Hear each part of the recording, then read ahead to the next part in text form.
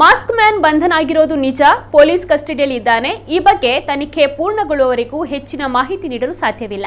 ಹೆಚ್ಚಿನ ಮಾಹಿತಿ ಎಸ್ಐಟಿ ಅವರಿಂದ ಪಡಿತಾ ಇದ್ದೇನೆ. ಅಧಿಕಾರಿಗಳು ತನಿಖೆ ಮುಂದುವರಿಸ್ತಾ ಇದ್ದಾರೆ ಎಂದು ರಾಜ್ಯ ಗೃಹ ಸಚಿವ ಜಿ ಪರಮೇಶ್ವರ್ ಅವರು ಹೇಳಿದರು. ಅನಾಮಿಕನ ಬಂಧನ ಆಗಿರುವುದರ ಬಗ್ಗೆ ಖಚಿತಪಡಿಸಿ ಉಡುಪಿಯಲ್ಲಿ ಸುದ್ದಿಗಾರರೊಂದಿಗೆ ಮಾತನಾಡಿದ ಅವರು, ಎಸ್ಐಟಿ ತನಿಖೆಯ ಮುಕ್ತಾಯ ಆಗುತ್ತಾ ಎಂದು ಹೇಳಲು ಬರೋದಿಲ್ಲ. ಸುಜಾತಾ ಭಟ್ ವಿಚಾರ ಕೂಡ ತನಿಖೆಯಲ್ಲಿದೆ. ತನಿಖೆಯ ವರದಿಗಳು ಬರೋವರೆಗೂ ಬಹಿರಂಗಪಡಿಸಲು ಸಾಧ್ಯವಿಲ್ಲ. ಅದು ಎಸ್ಐಟಿ ತನಿಖೆಗೆ ಅಡ್ಡಿ ಮಾಡಿದಂತಾಗುತ್ತದೆ. ಇದರ ಹಿಂದೆ ಯಾವ ಜಾಲ ಇದೆ ಅನ್ನೋದನ್ನ ಪತ್ತೆ ಮಾಡಲಾಗ್ತಾ ಇದೆ. ಬಿಜೆಪಿಯವರು ಅನೇಕ ಆರೋಪಗಳನ್ನ ಮಾಡ್ತಾ ಇರ್ತಾರೆ, ಆದರೆ ಅವರ ಹೇಳಿಕೆಯ ಆಧಾರದಲ್ಲಿ ತನಿಖೆ ಮಾಡಲು ಆಗಲ್ಲ ಅಂತ ಹೇಳಿದ್ರು.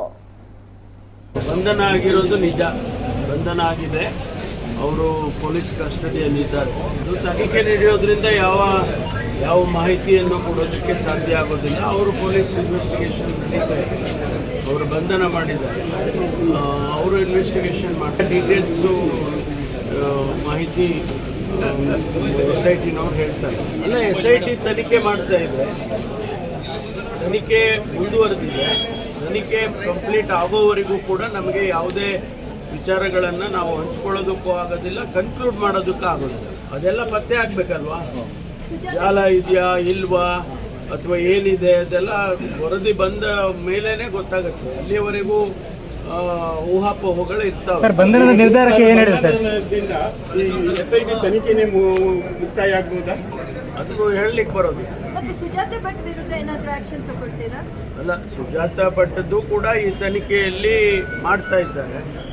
ಆ ತನಿಖೆ ವರದಿ ಬರೋವರೆಗೂ ಕೂಡ ಯಾವುದನ್ನ ನಾವು ಡಿಸ್ಕ್ಲೋಸ್ ಮಾಡೋದಕ್ಕೂ ಆಗೋದಿಲ್ಲ, ಅಥವಾ SITನವರು ಇನ್ವೆಸ್ಟಿಗೇಷನ್ಗೆ ಅಫೆಕ್ಟ್ ಆಗುತ್ತೆ. ಯಾವುದೇ ವಿಚಾರಗಳನ್ನು ಹೊರಗಡೆ ತಂದರೆ ಇನ್ವೆಸ್ಟಿಗೇಷನ್ಗೆ ಅಫೆಕ್ಟ್ ಆಗುತ್ತೆ. ಆದ್ದರಿಂದ ಇನ್ವೆಸ್ಟಿಗೇಷನ್ ಸಂಪೂರ್ಣ ಆಗೋವರೆಗೂ ಕೂಡ ನಾವು ಯಾವುದನ್ನು ಕೂಡ ರಿವೀಲ್ ಮಾಡೋಕ್ಕಾಗೋದಿಲ್ಲ. ಬಿಜೆಪಿ ಆರೋಪಕ್ಕೆ ಏನು ಹೇಳ್ತೀರಿ? ಅಲ್ಲ, ಅವರು ಆರೋಪ ಮಾಡ್ತಾನೆ ಇರ್ತಾರೆ. ಬಿಜೆಪಿಯವರು ಆರೋಪ ಮಾಡ್ತಾರೆ, ಅನೇಕ ಜನ ಅದ್ರ ಬಗ್ಗೆ ಕಮೆಂಟ್ಗಳು ಮಾಡ್ತಾ ಇರ್ತಾರೆ.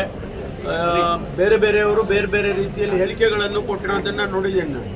ಆದರೆ ಆ ಹೇಳಿಕೆಗಳ ಆಧಾರದ ಮೇಲೆ ನಾವು ಕನ್ಕ್ಲೂಡ್ ಮಾಡೋದಕ್ಕೆ ಆಗೋದಿಲ್ಲ, unless SIT submits it's final report.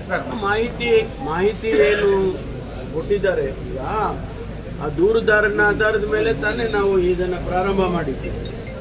ಈಗ ಅವನನ್ನೇ ಅರೆಸ್ಟ್ ಮಾಡಿ ಅವನ ಹೇಳಿಕೆಗಳ ಆಧಾರದ ಮೇಲೆ ತನಿಖೆ ಮುಂದುವರಿ